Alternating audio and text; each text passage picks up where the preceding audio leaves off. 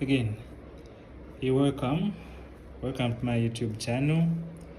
As I promised, this is part 3 of the cardiac or electrical activity of the heart, and it's part 3 of the cardiovascular physiology and anatomy series. Today we are talking about first action potentials phases in nodal cells and the myocardial cells. The last time at the end we had seen that in nodal cells it has 3 phases, 0, 3 and 4. Myocardial cells have from 0, 1, 2, 3 and 4. What we are going to see, we are going to look at these separately. We look at the ions acting, the currents they generate, which directions the ions are moving, and the shapes of the graph, and some few clinical aspects of it. We start. Myocardial cell action potential. We are starting with the graph. So this is how the graph will look like. Remember we said the last part 2, that we have resting membrane potential, and then the voltage or threshold, activation threshold, and then action potential itself, the refractory period, repolarization, and then resting membrane potential again. So we are going to depict all those phases here. What happens in those phases or during those phases, and then clinical correlates. If we have the resting membrane potential, this is resting, and we said for myocardial it is around negative 90 millivolts. Resting membrane potential, it lifts. Then activation threshold,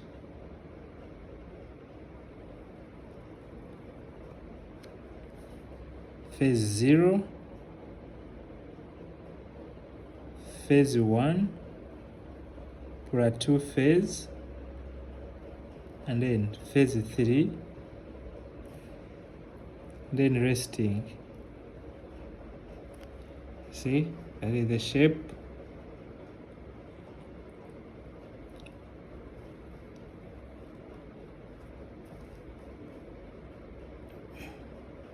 Plateau,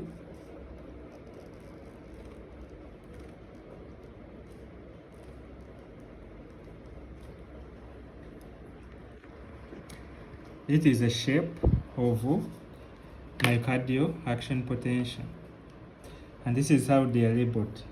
This is RMP, that is phase 4, no? Phase 4, phase 0, phase 1, phase 2, and then phase 3, and so on and so forth. So this is one cardiac cycle. This is one cardiac cycle. So next is what happens. Next is what happens. Oh, we are leaving this page. I think I have to redraw this side.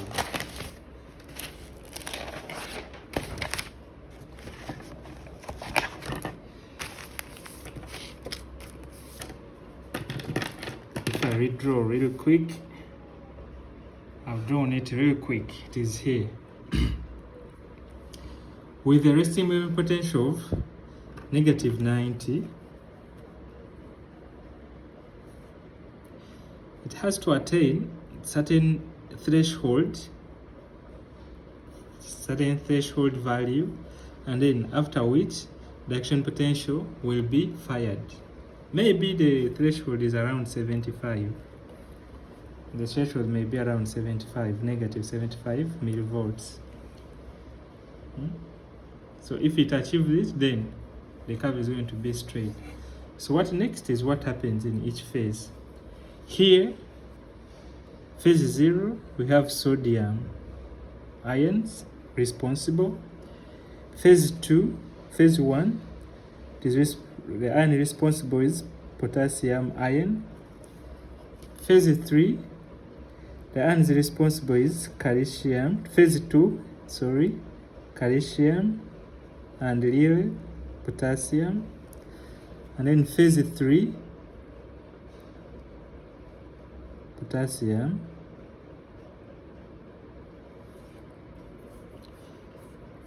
Phase 3 is potassium. And then phase 4, restoring, still potassium. Potassium is very strong. Potassium. So what really happens in phase 0?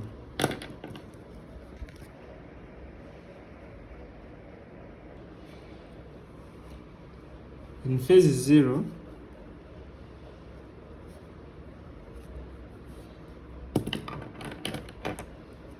we have sodium ions enter the cell through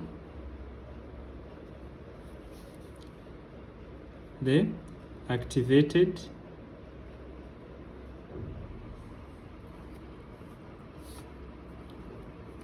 voltage sensitive fast sodium channels.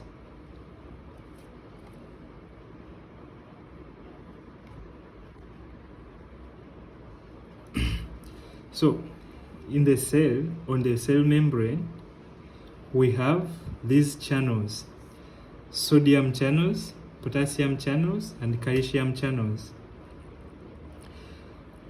Now, sodium channels, let's draw here a cell membrane like this. This is a T-tubule with a gate.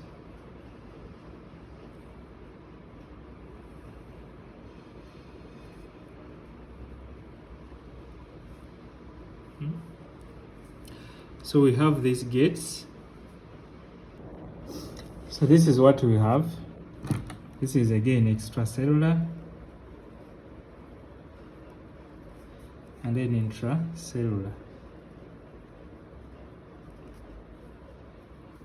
This is what we have. If this is a sodium gate, this is a gate that allows sodium to come in or out. So sodium is here. It will try to go in or out. During the resting memory potential, this channel, it has two gates. It has the activation gate and then inactivation gate. During the resting memory potential or inactivity, the activation gate is closed. The activation gate is closed, and the activation gate is always in the intracellular side. These are membrane proteins. So inactivation gate is closed during resting memory potential. During activation, it opens. The activation gate opens. It has two gates. The activation gate that responds to depolarization, depolarization threshold, it opens, and then channels close, ions pass. During or at a certain membrane voltage, again, what we need to know, these channels, they switch on and off depending on the voltage. That's why we wrote voltage sensitive, meaning they activated with voltage and inactivated with voltage.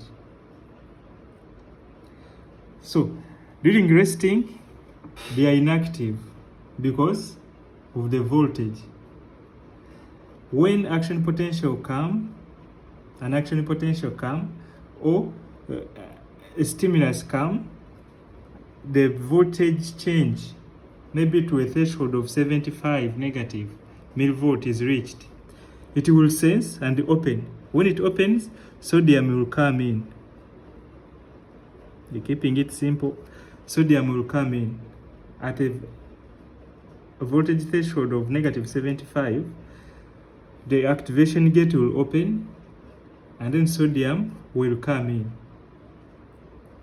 When sodium come in during depolarization, that is during depolarization, sodium coming in, the membrane or the voltage inside, it will change from being negative to being positive. And then at a certain value, around maybe positive 20 millivolts, the inactivation gate inside, it will sense that and respond, and then close. It will close. So when it closes, no more sodium coming inside. Sodium can no longer inside. When the activation gate opens, sodium enters inside during depolarization. When inactivation gate is activated, it closes, the channel closes, and no more sodium enters. And that one, it happens at the peak. So when sodium enters, depolarization threshold is there around negative 75, for example. When the voltage reaches here, then the voltage sensitive sodium channels, fast sodium channels. Why are they fast? Why do we say fast sodium channels? Because they open very fast and sodium rushes into the cytoplasm of the cell or into the interior of the cell very fast. That is why this slope is very steep. The slope of the depolarization of the graph, it is very steep. It is very steep because many channels open. Not only one channel is there are many channels. They open at the same time, and sodium enters from anywhere. So if a lot of sodium enters, you will need a very low or a very short time to reach this peak voltage. So this slope, it is steep because these are fast sodium channels which open at almost the same time. And then when it reaches the peak, this peak around positive 20 millivolts, for example, the inactivation gate will sense and it will close. When it closes, we cannot continue upwards because no more sodium is entering. So this one will be the peak of the action potential. What next? That is phase 0. In phase 0, sodium is entering through the activated voltage sensitive fast sodium channels. That is what happens. Now in phase 1, what happens? Well, before we go to phase 1, because this is electricity, the entry of sodium inside during depolarization is coupled with or is accompanied with some current. And this current is known as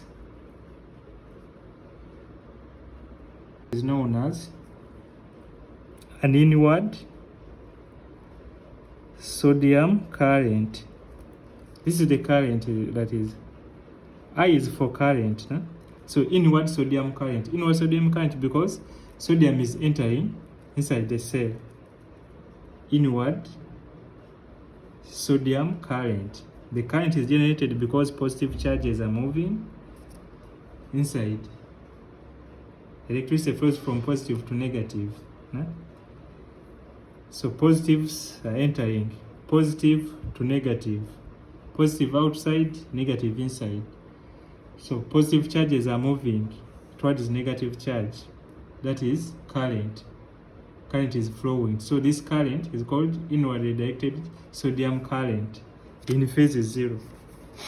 So I will write as IN plus on the graph. Phase 1.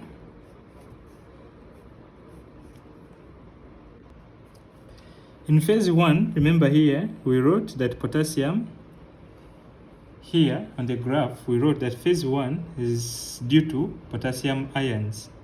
Or potassium ions bring about phase 1. So here I've drawn, this is a membrane. Here I've drawn potassium channels. So potassium channels, they also respond to voltage. So potassium channels, they are voltage sensitive also. What are they sensing? They sense this peak voltage, which is positive 20 here. They sense it. But now we have many forms of these potassium channels. We have those ones which are fast and those ones which are slow. So we have, in phase 1, we have transient opening. First, in phase 0, why did sodium come from outside to inside? Because it is more outside and less inside. We said potassium is more inside and less outside. So when potassium channels open, where will potassium come from or go? It will come from inside going outside. So here, potassium will move outside. Potassium will move outside. So transient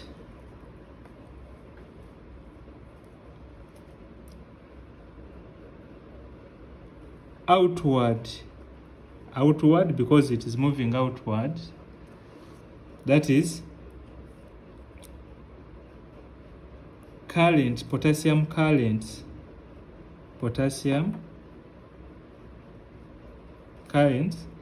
are generated by the movement of potassium ions from inside to outside the cell through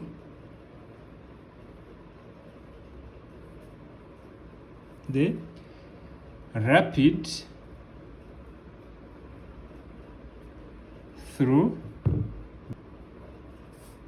not rapid, fast and slow potassium channels. There are two types of potassium channels, the fast and the slow ones. The fast ones, they are responsible for phase 1, most especially. The currents, this generate the outward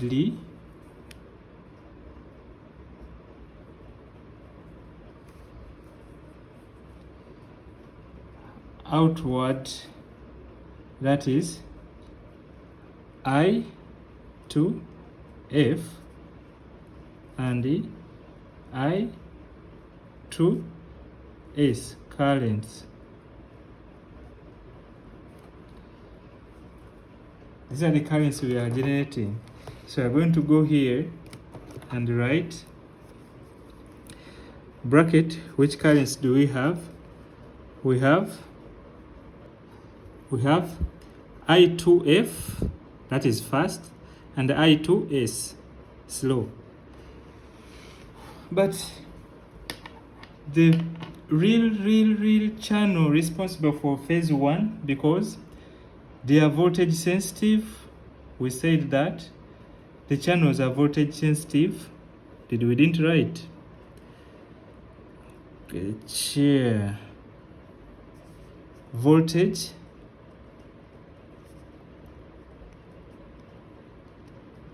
sensitive.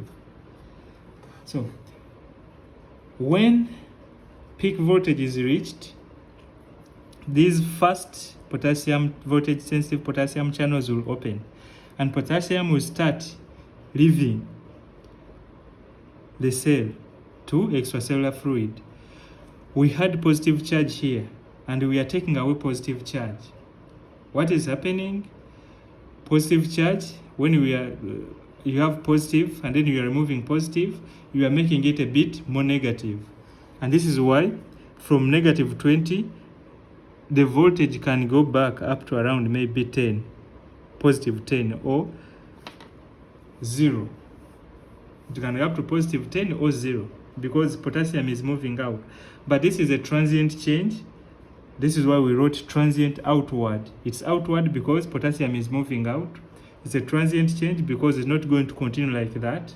Another phase is going to come which is different from what is happening here. Potassium will leave, and then later on here the first potassium channels open at this point. First potassium channels open, responsible for outwardly directed potassium current. Now around here the slow one will start happening. Why are they slow? Because they don't open fast, they open slowly. So they will start opening here, maybe from the middle they will start opening and then also contribute. But these first potassium channels, they open fast and close very fast. So first potassium channels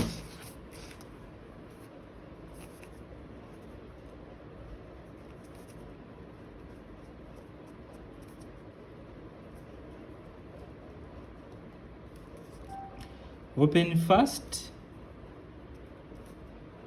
and close fast. They open fast and close fast. So they open for a brief period of time. From here up to here, they have closed. Now, just from here up to here, they have closed already. But the slow ones, why are they slow?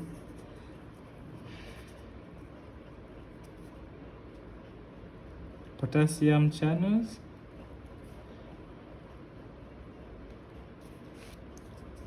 open slow and close slowly. They open slowly, but also they take long to close. They take a lot of time open. So they open around here, they start opening around here and continue, remain open up to around this place. They open slowly and remain open for so long. So in depolarization, potassium is not moving. This is still depolarization. In phase 0, potassium is not moving. It is inside, but in phase 1, it starts moving. So in phase 1, potassium moves or leaves the cell through the voltage sensitive, fast and slow potassium channels, creating the outwardly directed potassium current through the fast channels and the slow channels. So that is what is responsible for phase 1. Now phase 2.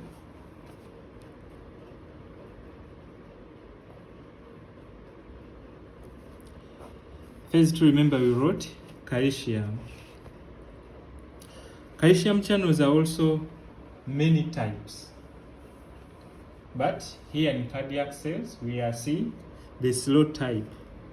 The slow type.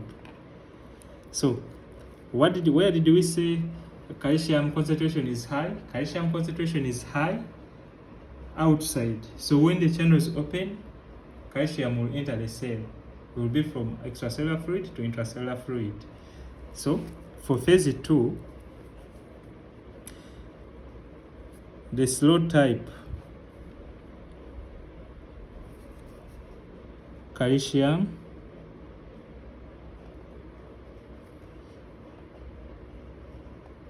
channels open and calcium enters the cell. Which current we have creating this current is there, I C A L current. That current is there, which is the one that is created by movement of calcium inside the cell. It is an inward directed current.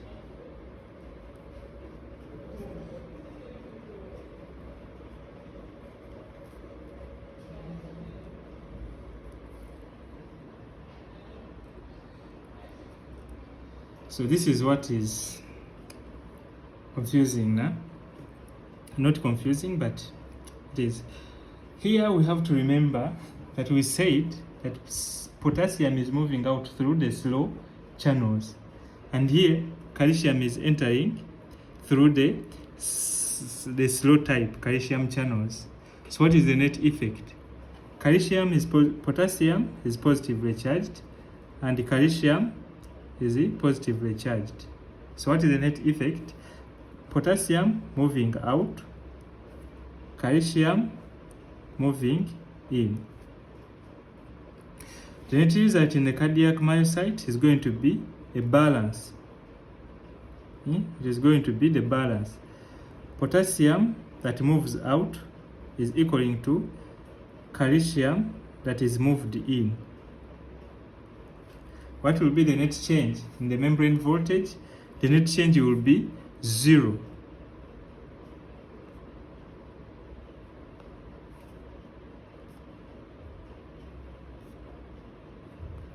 Membrane voltage.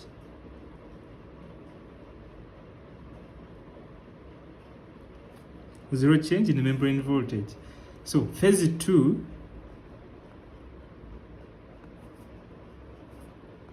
is sometimes called the plateau phase.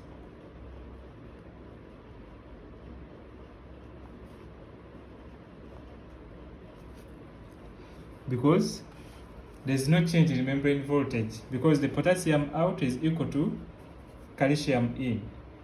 So there you are not dropping, you are not increasing, you are just there. So phase 2 corresponds to a refractory period.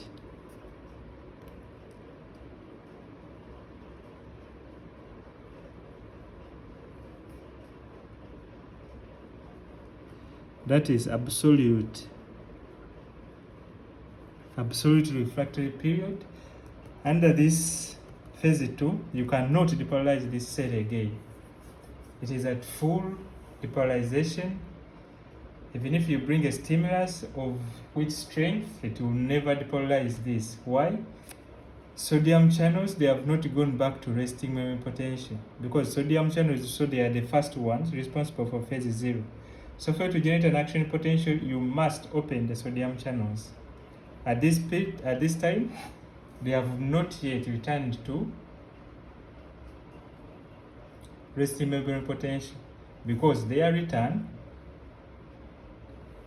to resting membrane potential is dependent on what will happen in phase 3. So here, this is an absolute refractory period. Phase 3 will be having the relative refractory period. And on ECG, this phase 2 is on ECG, the phase 2 corresponds to ST segment. That's why we say that hyperkalemia is going to prolong the ST segment. Hyperkalemia will prolong the ST segment because it is in phase 2 where we have calcium ions acting, entering the cell. In hyperkalemia, if a lot of calcium enters the cell, it is going to depolarize it until it will even be hard for calcium to leave the cell because the concentration outside is already much. The concentration inside is already much. I don't know if it gets confusing. Okay, let's first leave that one. We shall see when it will reach there on ECG. But just know, on ECG, ST segment is phase 2. Phase 3 is T wave. And then phase 4 is a period after T wave, a period between T and P wave. Then what is R? R is this, phase 0. I've not written that one because we are not on ECG. Just it was a by the way. So this is what is happening in phase 2. Phase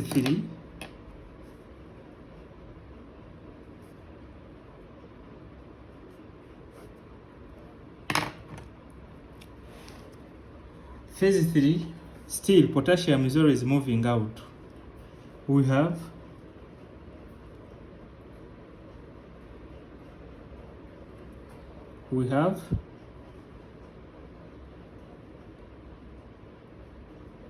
outwardly rectifying, that is IKR and the IKS current, that is potassium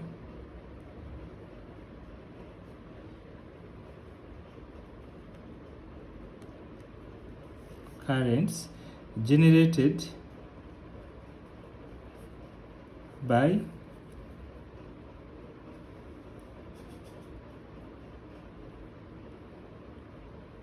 movement of potassium from inside to outside the cell. From inside to outside the cell. So if potassium is moving from inside to outside the cell, what we're remaining with, we are repolarizing now, because phase 3 we said it is repolarization. So we are repolarizing the cell.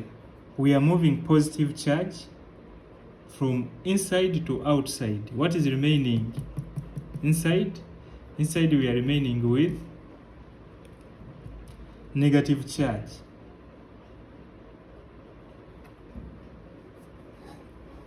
Inside we are remaining with negative charge. But still there are two channels here, potassium channels here. We have the rapid channels. Immediately after phase 2, this one they open, and then we have the slow.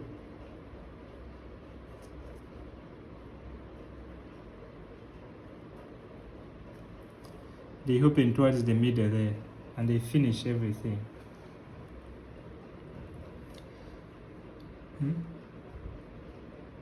So these ones, most of these channels, they don't need anything, any input to activate or deactivate. They just sense the voltage. They are also voltage sensitive.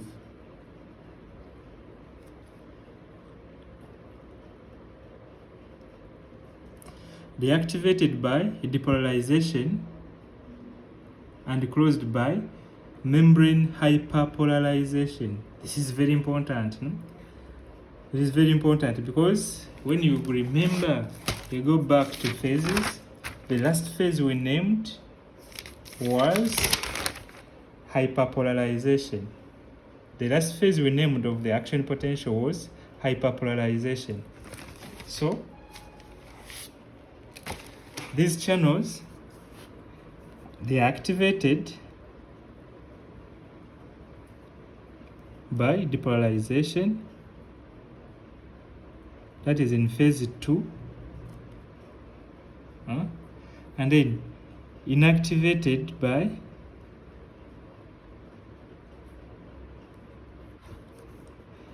hyperpolarization. This one is clinically important, very important clinically, because any mutation that affect these channels, they may cause abnormal rhythms, probably most especially in nodal cells. Abnormal rhythms are going to be there, either severe bradycardia or sick sinus syndrome. That for them, they cannot sense the hyperpolarization part, because if hyperpolarization comes, instead of being at 90, the voltage becomes negative 95. They should be activated. When they should be inactivated.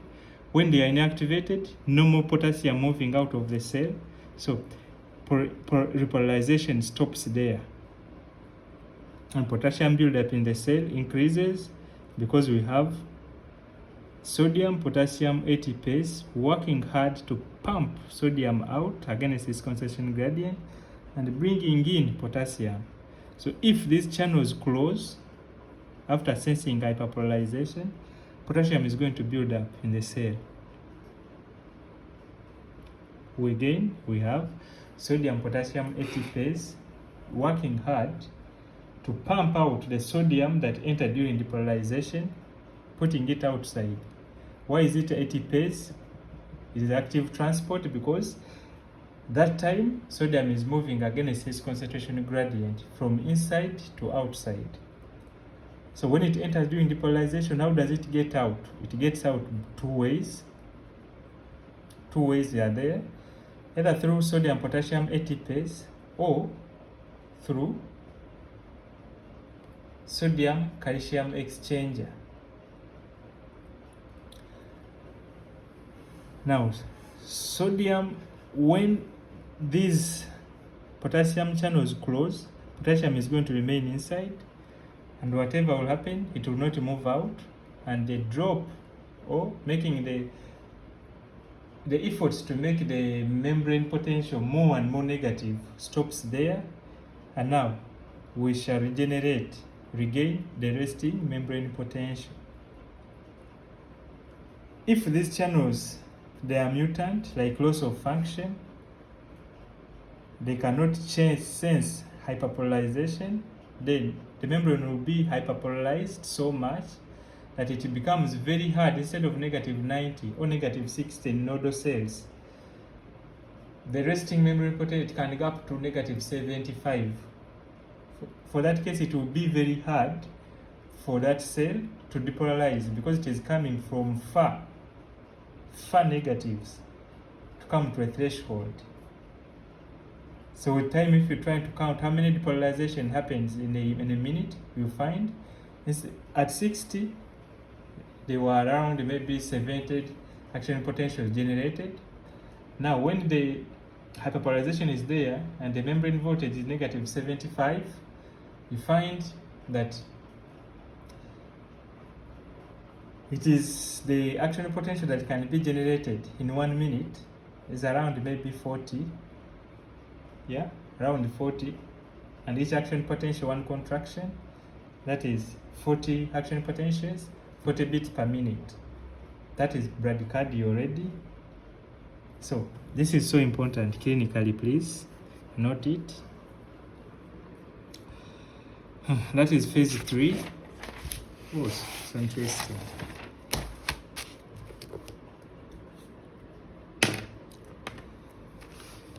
Phase 4, that is the resting membrane potential. In phase 4, we have IK current. That is late phase repolarization. Still in IK, what happens? Potassium current, one thing, due to movement of potassium ions. Now potassium is more inside and more less outside, so potassium will always move freely, permeable to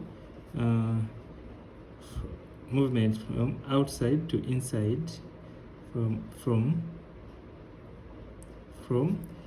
inside to outside through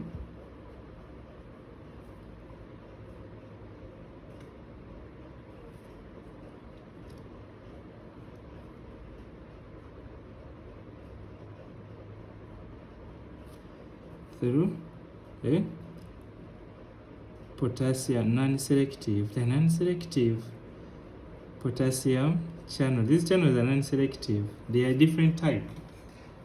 So here at the resting membrane potential, to reestablish it, we need this. A potassium should always move. Potassium, all other ions cannot move, cannot freely move across the cell membrane. Only potassium can do that. And why? Because of these channels.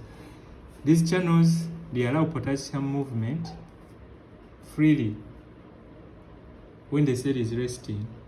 So potassium is always moving outside. Now this one establishes the resting membrane potential. This movement, in phase 3 we are just repolarizing, re-establishes the resting membrane potential. We are re-establishing.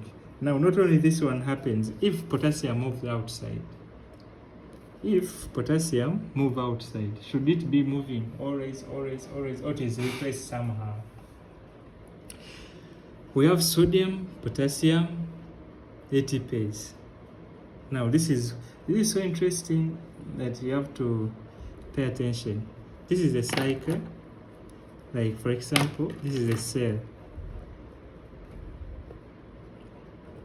We have that guy, and then we have another guy here.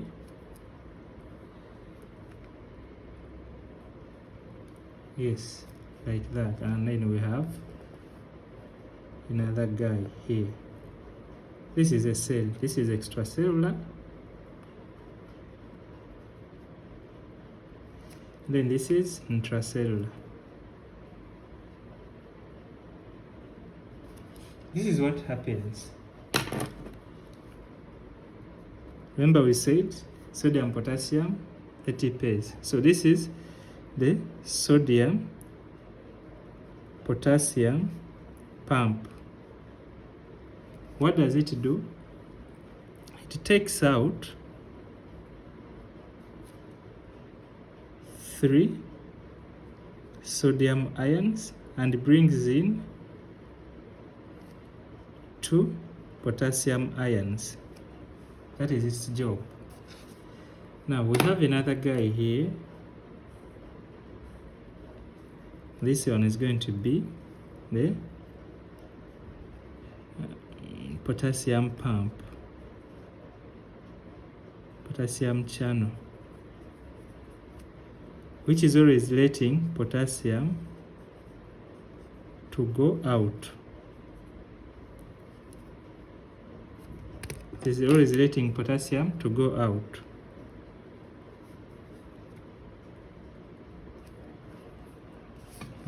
Potassium is going out there. So you see here, sodium is going, potassium is coming. Sodium is going, potassium is coming. So when sodium goes out, potassium comes inside. If this potassium doesn't move out, this cell is going to be depolarized. So to avoid that one, this potassium should also be taken out. and it keeps cycling like that. This is the cycle.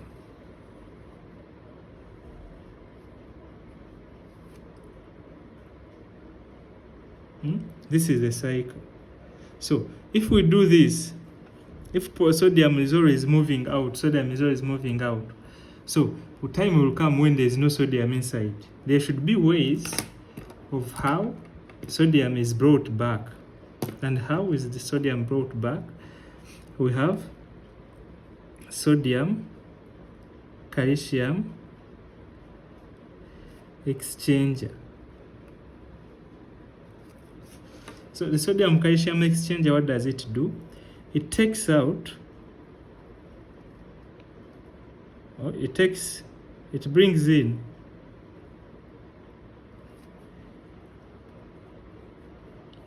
now this one it is bidirectional. It can work bidirectional. It can work when it is bringing calcium inside, but again it can work when it is bringing calcium outside. Again, it can again work when it's bringing sodium outside, and then when it is bringing sodium inside. So under these circumstances, when resting memory potential, this thing is bringing sodium inside, bringing sodium inside and calcium out. And then when the polarization comes, then we need sodium, calcium inside. It will change. It is bidirectional.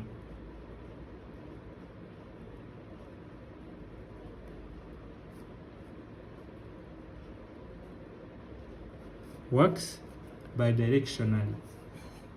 So this is what is happening. You bring in potassium, you take it out, take out sodium, bring it in. So this is how it is sustaining. So that is phase 4. Whatever triggers the opening of this is calcium. Too much calcium inside. So these channels,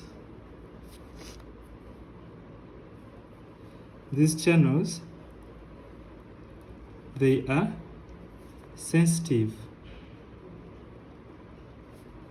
to intracellular calcium content. During depolarization, calcium is more inside the cell because it entered the cell, so it is more in the cell. So at this time,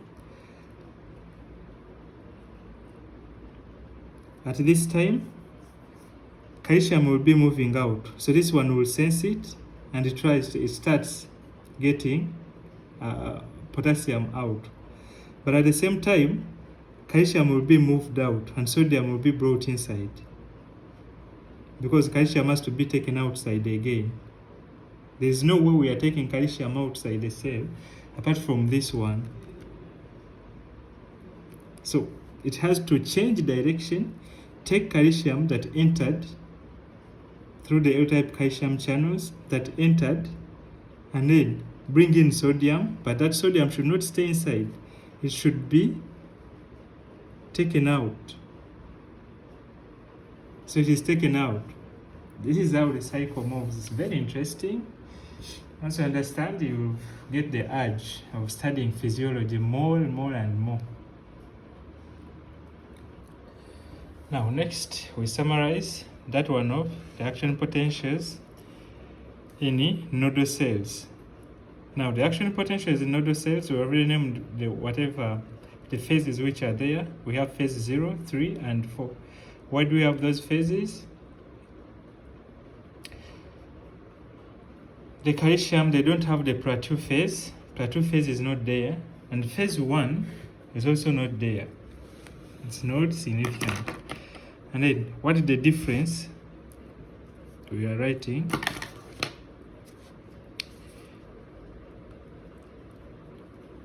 differences between myocardial and the nodal cells action potentials. One, we have nodal cells, then ventricular or myocardial in form of a table, simple table. Now phase 2 present.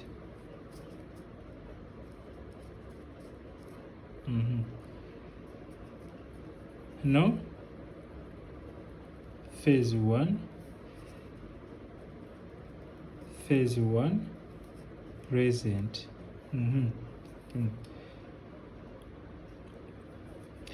Major difference: phase 0 is due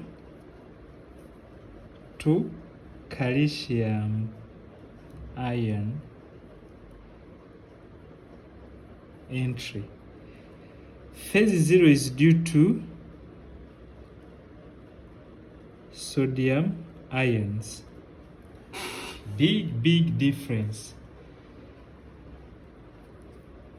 Resting membrane potential unstable. It is unstable. Here it is stable.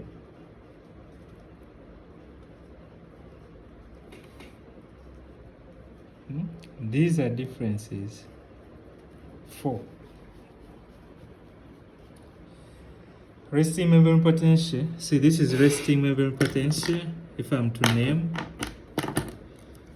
it is around 60 negative millivolts. But it's not like that. It's not a straight line. No. It is going upwards. So this is what really happens in nodal cells. In nodal cells, in phase 4,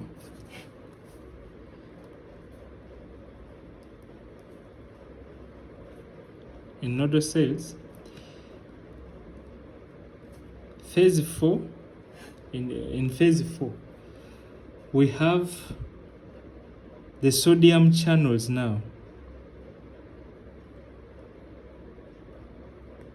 We have the first sodium channels. They are fast sodium channels. Not fast per such, but they are slow. They are slow sodium channels. So during resting, sodium is always entering the cells. Sodium is always entering the cells. Remember, I told you everything has the threshold, depolarization threshold. Maybe the threshold for these cells is around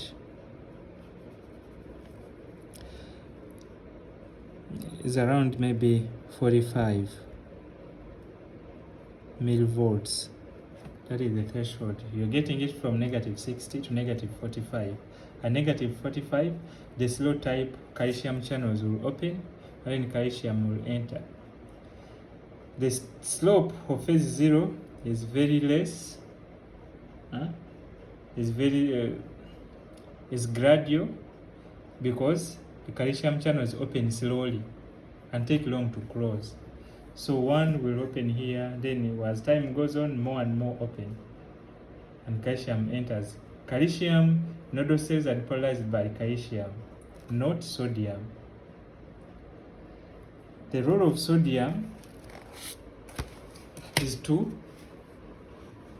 keep the membrane potential not stable. Always sodium enters, and whenever it enters, a little of depolarization happens. For example, this is resting, sodium will enter,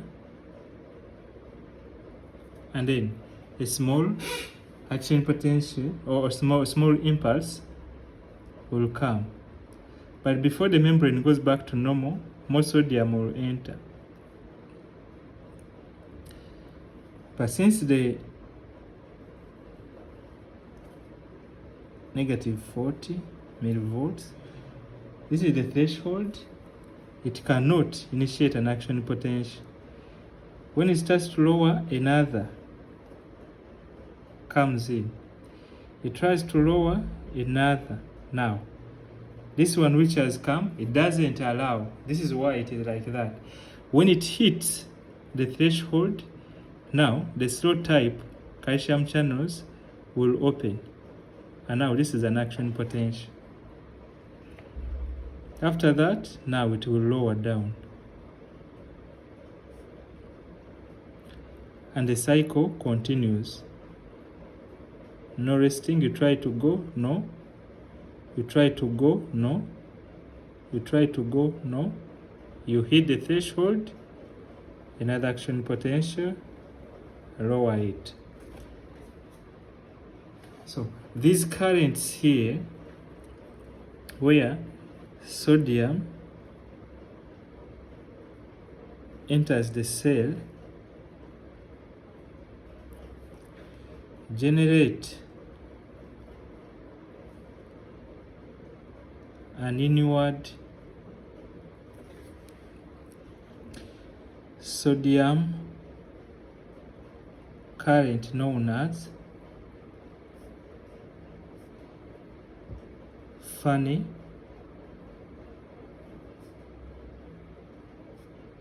current, that is IF, funny current. Like here we have funny current, and this sodium enters.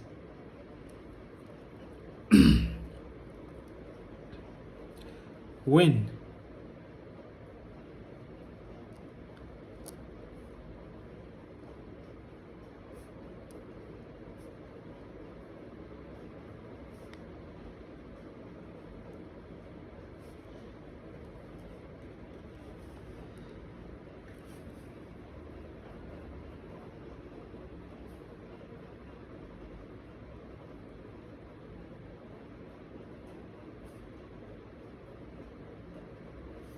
the threshold potential reached, the voltage sensitive slow calcium channels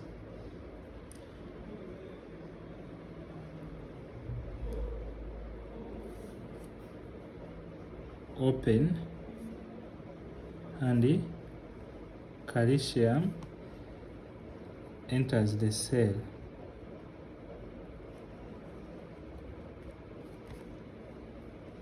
Thus,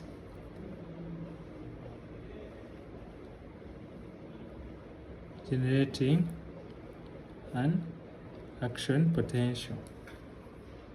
That is phase 0.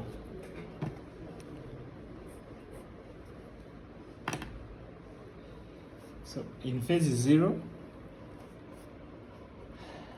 after this initial stage of funny current trying to destabilize the membrane, depolarize small depolarizations of the membrane, they are not reaching the threshold value, but they keep summating. Summation is there, if we can say, until when the threshold is reached. The calcium channels are voltage sensitive, so at this threshold they will open, they are slow, and the calcium will enter. So here at this phase we have calcium ions. Phase 3, as usual, the one of potassium, no difference. And then phase 4, this is phase 4. Now what happens in phase 4? These sodium channels, funny currents, they are responsible. In phase 3, the usual as myocardial cells happens, potassium out. But this current keeps dropping. Here it is very high, and here, by the time it reaches here, it is very low. So here, see, this stepwise approach of, meaning these are cycles. Remember we said automatic. The heart muscle is automatic, can generate its own impulses. And then the pacemaker is the SA node. The second one is AV node. Why? Because the thing lies at this level. Phase 3 and phase 4, what happens?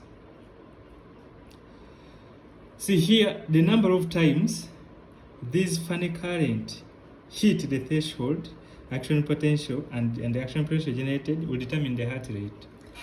But whether these channels open or not, it really depends on hyperpolarization. It really depends on hyperpolarization. These channels, they have their name. This potassium, sodium channels here. The voltage sensitive, slow. Yeah. I'm not going to talk about phase 3. I'm just going to talk about phase 4 because phase 3 is already complete. So phase 4, these potassium channels here, sodium channels here, they have a name called HCN. HCN. Remember what I was telling you, this side. Which side? Depolarization activated by hyperpolarization and then depolarization. This one is true for these cells. I remember I told you I will tell you. This one is true for these cells, these channels here. HCN is hyperpolarization, that is in full. Hyperpolarization activated cyclic nucleotide gated channels. This one in full, hyperpolarization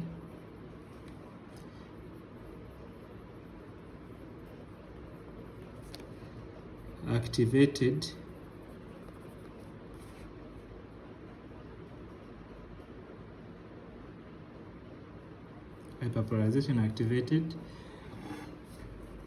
cyclic nucleotide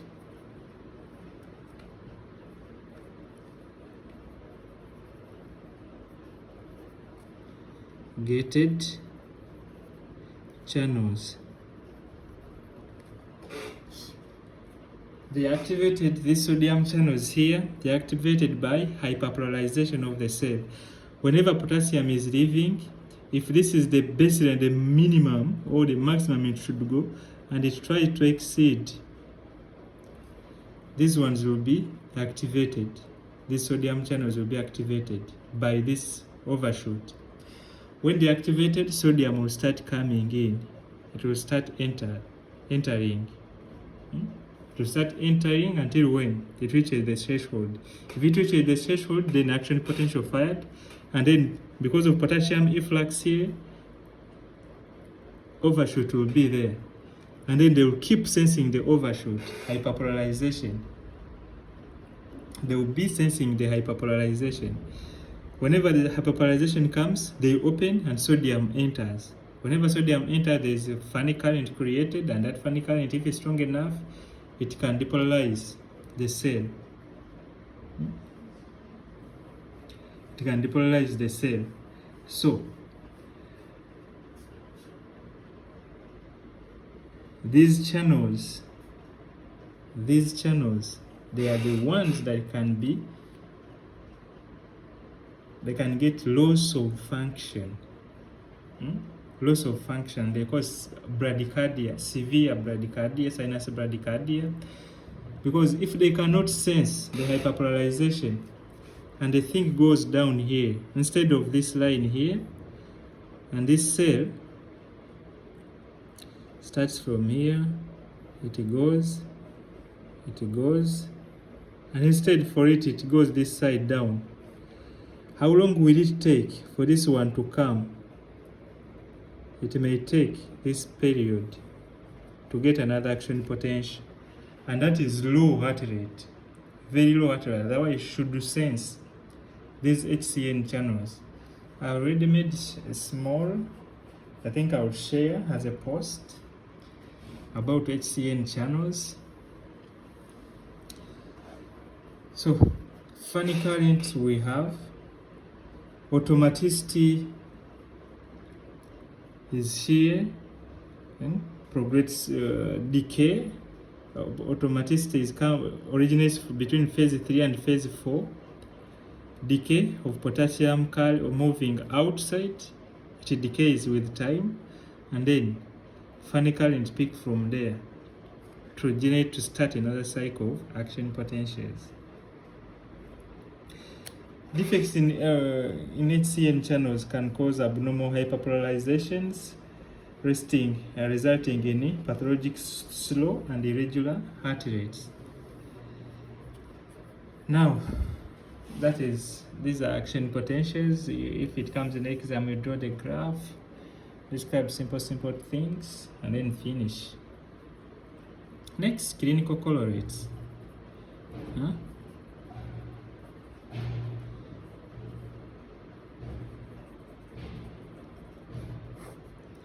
Like, what do we have? Hyperkalemia. What does hyperkalemia do? Like, what is hyperkalemia? Hyperkalemia is increase in serum potassium. We have seen that the majority of the action potential is dominated by potassium. Potassium hyperkalemia is very, very clinically significant because it can cause cardiac arrest. And why does it? How can it cause cardiac arrest, or why does it cause cardiac arrest? Because we have seen potassium always, most of the time, it is moving out, following its concentration gradient. Sure. Now, the gradient is there. If the serum potassium is increased, what will happen if it's time for potassium to enter? The gradient will be big, and most potassium will shift inside the cell. We have said potassium is always inside the cell. If serum potassium is there in normal serum potassium should come from inside to outside. Now, serum potassium is increased like around 8 millimoles per deciliter. 8 millimolar. It is increased to this level instead of 4. So what happens? That the concentration gradient is not there, so it's very hard for potassium to leave the cell to outside. So what will happen? Potassium will stay inside the cell. If it stays inside the cell, this side, why we said that potassium has to move out here, phase 3 and phase 4. And phase 4 here, potassium will not move out, it will stay inside. Whenever it stays inside, it will partially depolarize.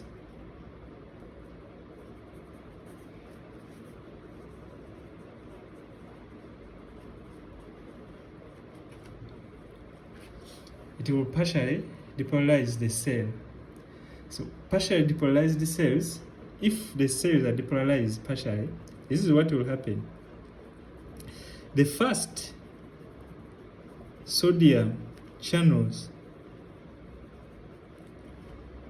will not reset. They will not reset. They only reset when the cell has attained its resting membrane potential. In hyperkalemia, resting membrane potential is not achieved. So instead of 90, it can stay around 80. Around 80 or 75, these channels, they don't reset. They remain in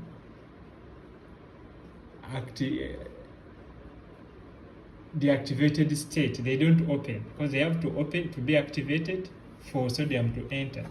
Now at the time, they don't. So when an action potential comes and the threshold is met, most of them, they are closed. So what will happen? Instead of having a steep, that is myocardial cells, instead of having a steep phase 1, we shall have a slat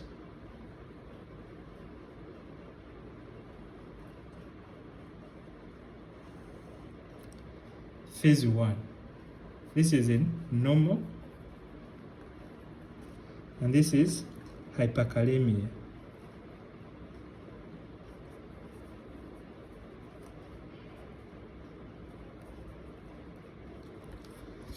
So if phase 1 is slurred, phase 1 we said it corresponds to QRS complex. Phase 0 is, this is phase 0. Phase 0 we said it corresponds to QRS complex. So if the time taken for phase 0 takes a lot of time to happen, what will happen to the complex? We shall have wide complex.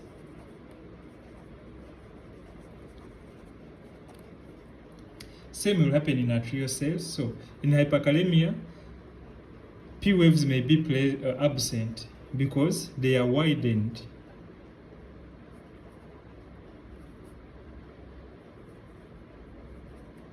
P waves are widened.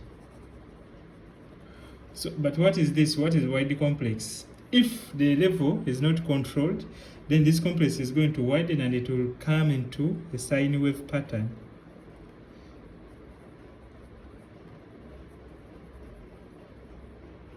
A sine wave pattern of cardiac arrest.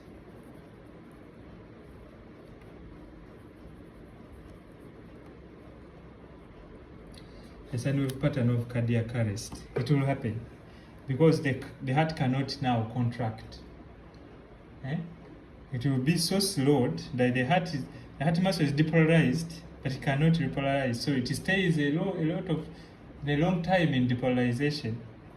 So it can appear like this. On ECG, ECG can be like this. Sine wave pattern. And this will be cardiac arrest.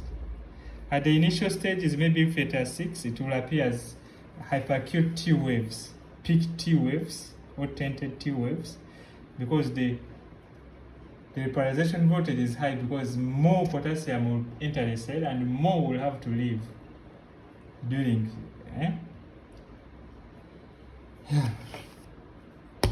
That is for hyperkalemia. Now, how does ANS affect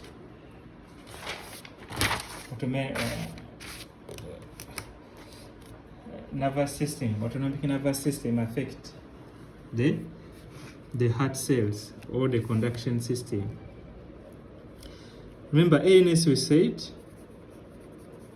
it is either sympathetic nervous system and the parasympathetic nervous system. Parasympathetic nervous system, we have the vagus nerve. Sympathetic nervous system, we just have norepinephrine.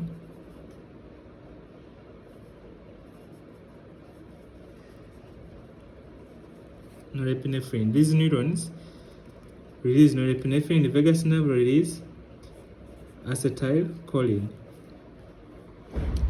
Now these two cardiac muscle, myocardial cells, they respond to this one. That's why you have stress cardiomyopathy. It can respond to this one, but most especially it will be affecting the nodal cells. Under normal circumstances, resting, we have vagal. The heart is under vagal tone. The vagus nerve, rest, parasympathetic system is activated. So when it's activated, the vagus nerve is activated. And what the vagus nerve does, it will release acetylcholine on SA node. The normal intrinsic rate of SA node is around 100 beats per minute. If it's setting when no vagus tone. But now under vagus tone, it can be lowered to from 60 to 100. That's when it can be lowered. Otherwise, it's around 100. So what is the effect of acetylcholine? What does acetylcholine do? Or no? SA node. Still, we are drawing our thing.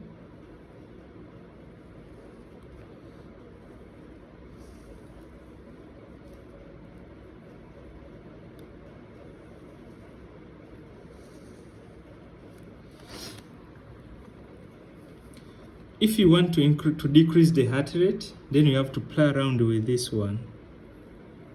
We are playing around with this part. So what acetylcholine will do? Acetylcholine will cause, again, acetylcholine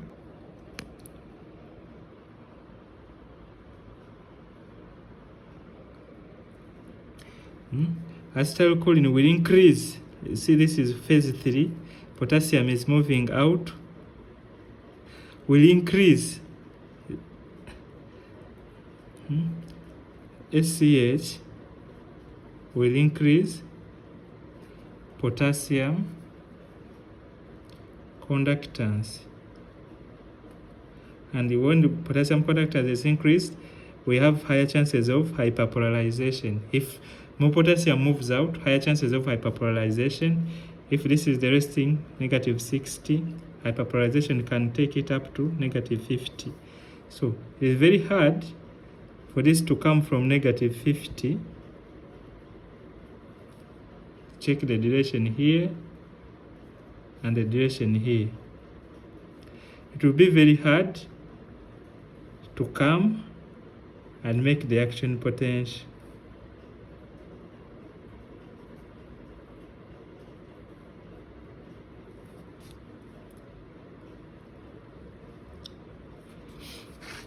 This is under acetylcholine.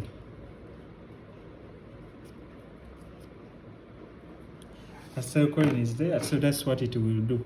To increase potassium conductancy, thus increasing the chances of hyperpolarizing the membrane, and then it will be very hard for that membrane to come from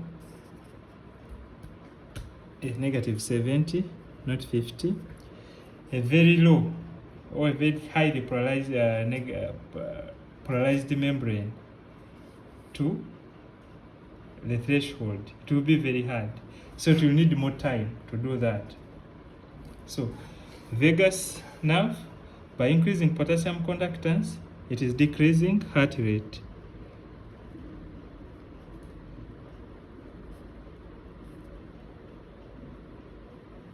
Thus, heart rate is lowered. When sympathetic nervous system is activated, the sympathetic nervous system, what it does, to increase the sodium conductance. Yeah, the SNS will increase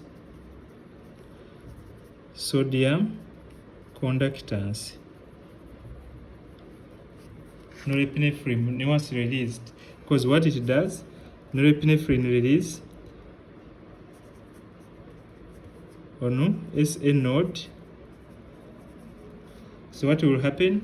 Here we have funny currents, and if sodium conductance is increased, like a lot of sodium can go when more channels are open, then we are going to have something like this. Yeah.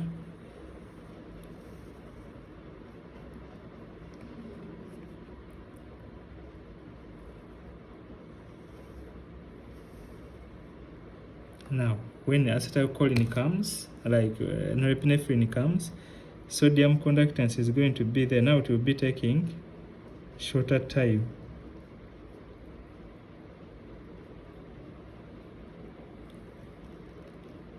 Shorter time, because a lot of sodium can enter. Most of the channels are open. So from this one,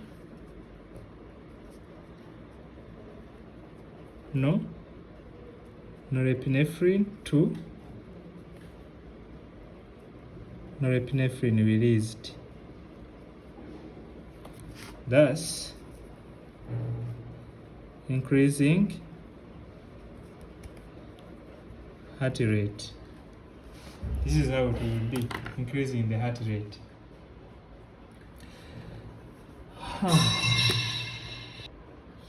So with that, I can say we are complete with electrical activity of the heart. We are done with it. So next thing, we shall see what to do. I'm sure it will be electrocardiogram, because we said electric activity. With ECG, we are recording the electric activity. Now we're going to see what we shall use to record it, and we shall be looking at electrocardiogram. Thank you. Bye.